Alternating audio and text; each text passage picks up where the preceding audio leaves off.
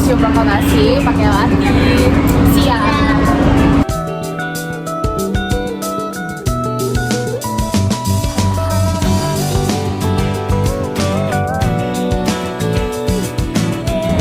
Hai guys, Kita di sini lagi ada di Museum Proklamasi. Dan di sini kita ingin membagikan sedikit kegiatan kita mengenai perjalanan kita di sini.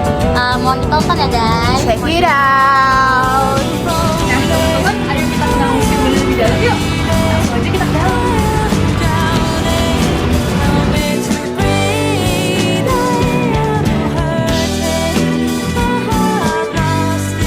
Halo semuanya, kita udah ada di Museum Proklamasi yang terletak di Jalan Imam Bonjol nomor 1, Kecamatan Menteng di Kota Jakarta Pusat.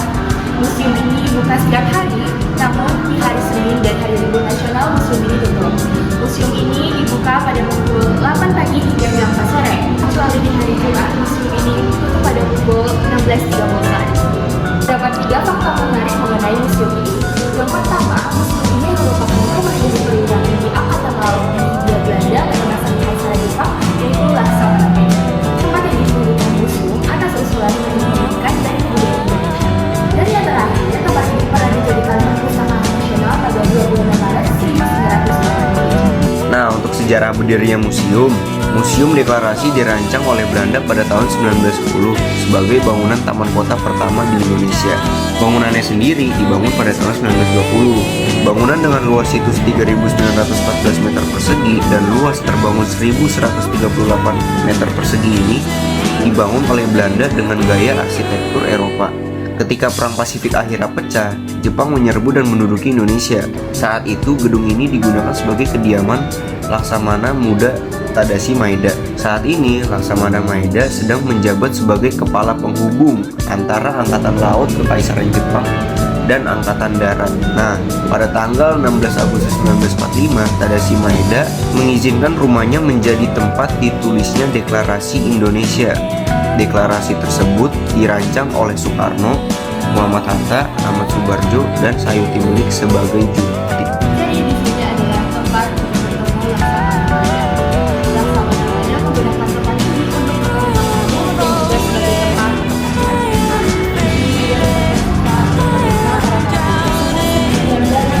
Seperti ini, dan pada saat ini sudah ada poin-poin awal atau rencana perancangan dari proklamasi atau naskah proklamasi ini.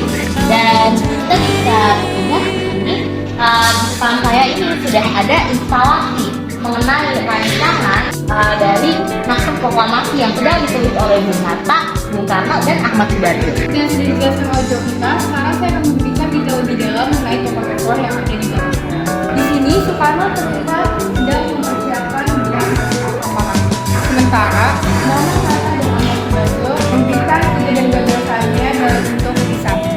Setelah teks judul proklamasi, maka diletakkan pada baris pertamanya berisi Kami bangsa Indonesia dengan ini menyatakan kemerdekaan Indonesia.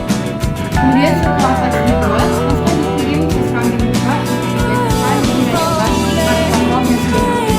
Setelah konsep naskah proklamasi yang disusun oleh Soekarno, Muhammad Hatta dan Ahmad Subarjo disetujui oleh para hadirin, Bung Karno pun meminta agar Sayuti Milik mengetik naskah proklamasi. Sayuti Milik pun mengetik naskah tersebut di ruang bawah di dekat dapur ditemani oleh BM. Pada saat proses pengetikannya, Sayuti Milik mengubah beberapa kata, seperti tempoh menjadi tempo, wakil-wakil bangsa Indonesia menjadi atas nama bangsa Indonesia, begitu pula dengan hari, bulan, dan juga tahun.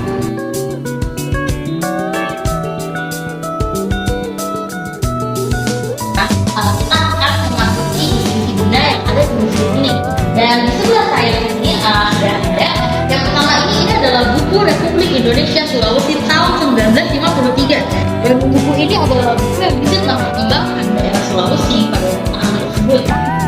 Perangko Konferensi Karanyo, di mana perangko ini dicetak oleh United Company yang kemudian digunakan pada saat keberlangsungan Konferensi Karanyo di Sulawesi Selatan pada tanggal 9 Juli sampai 25 Juli 1948. Lalu di sini kita memiliki sebuah instansi berupa radio ya. Ini adalah radio yang dimiliki oleh Sultan Syahrir dan radio ini digunakan untuk mendengarkan informasi mengenai kekalahan Jepang di mana di sini sudah ada instalasi juga mengenai pengboman Hiroshima pada tahun 1945 ya di belakang saya. Serta di depan saya ini sudah ada tas yang dimiliki oleh Subirio yang digunakan untuk membawa beberapa naskah-naskah, surat-surat untuk menyatakan proklamasi. Nah, di sini sekarang saya juga sudah bersama dengan tongkat milik Teguh Muhammad yang saat itu menjabat sebagai gubernur pada daerah Sumatera di tahun 1945. Dan di samping tongkat milik Teguh Muhammad ini ada rencong yang dimiliki oleh Sultan Yogyakarta yang terbuat dari besi dan memiliki sarung dari kayu ya. Dan serta di sini juga ada beberapa artefak lama Indonesia seperti uang kotak pertama Indonesia yang bernilai Rp1 dan di sini juga bernilai Rp1.000. Lalu di sini selanjutnya ini ada replika dari seragam karateka ya, atau pejuang-pejuang Indonesia pada masa itu. Ini hanya replika ya sebelumnya, tetapi kurang lebih inilah gambaran pakaian yang saat itu digunakan oleh para pejuang kita untuk memperjuangkan kemerdekaan dan saat ini kita nikmati. Lalu di sebelah sini, lagi-lagi ada buku Republik Indonesia. Namun di sini buku ini membahas mengenai ekonomi dan sejarah raja-raja di Kalimantan, di mana berarti buku ini dipegang oleh Kalimantan pada tahun 1953. Dan di sini juga ada sejarah helmet juga. Dan ini adalah helmet yang digunakan oleh LK2 atau merupakan prajurit tentara Jepang pertama ya pada saat itu yang memasuki Indonesia setelah kalah mereka.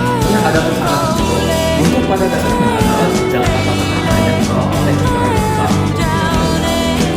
Pada era kecepatan perang dunia kedua untuk fabrikasi laser, tentunya ada hijab helmet Type 60. Jadi hijab helmet ini Type 60 terbuat dari baja tebak. Helm ini yang digunakan pasukan Jepang yang mendarat dan terlibat pertempuran di Palembang melawan KNIL. Carrier menjadi orang pertama yang mengetahui berita kekalahan Jepang menyerah terhadap sekutu dikarenakan Amerika menjatuhkan bom terhadap Hiroshima dan Nagasaki pada tanggal 9 Agustus 1945. Kemudian ada golongan muda yang berperan untuk menculik golongan tua ke Rengas Dengklok. Di antaranya ada Soekarno, Muhammad Hatta, dan Ahmad Subarjo.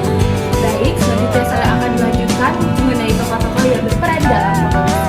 Selanjutnya ada Fatmawati yang merupakan istri Soekarno. Fatmawati berperan sebagai seorang yang mencari bendera sang merah putih pada tahun 1945 yang merupakan 3 orang yang menggunakan bendera pusaka, bendera merah. Selanjutnya adalah Salman Hamada yang merupakan perwira tinggi angkatan laut Belanda di Kekaisaran Jepang. Beliau berperan banyak dalam perumusan teks proklamasi ini karena beliau bersedia meminjamkan rumahnya menjadi tempat untuk membuat teks proklamasi. Sebagai siswa, kita perlu memahami nilai-nilai kemerdekaan melalui pendidikan kritis, partisipasi aktif dalam kegiatan sekolah, dan penggunaan teknologi untuk memperluas wawasan. Kita juga harus belajar dari sejarah untuk menghindari kesalahan masa lalu. Sementara itu, sebagai masyarakat, kita harus terlibat secara aktif dalam proses politik dan sosial, membangun budaya kritis terhadap informasi, dan mempromosikan solidaritas serta toleransi. Dengan keterlibatan dan kesadaran semua pihak, kita dapat memastikan bahwa kemerdekaan yang telah kita perjuangkan akan terus terjaga dan diperkuat untuk masa depan yang lebih baik.